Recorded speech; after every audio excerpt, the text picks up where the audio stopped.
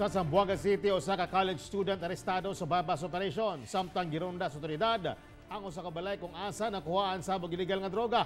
Nakatutok si Clyde Macascas.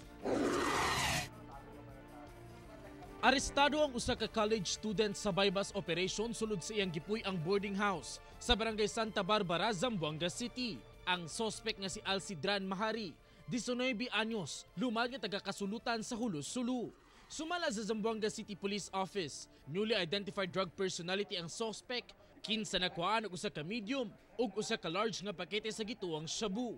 Na-recover sab ang marked money nga gigamit sa operasyon. Gilayong gipasakahan og kasong paglapas sa Comprehensive Dangerous Drugs Act of 2002 ang estudyanteng suspect. Samtang pinasikat sa search warrant, gironda sa mga otoridad ang usa ka balay sa Cristina Homes, Barangay Talon-Talon, Zamboanga City. 13 ka pakete sa shabu ang nakuha nga dunay timbang nga 58 grams. Apan wala ang target sa operasyon.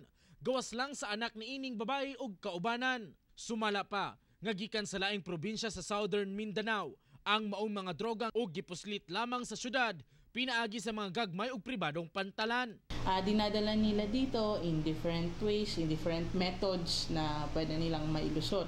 Pero nevertheless, this just shows na we will be going after them talaga and we will do our best para makuha talaga sila.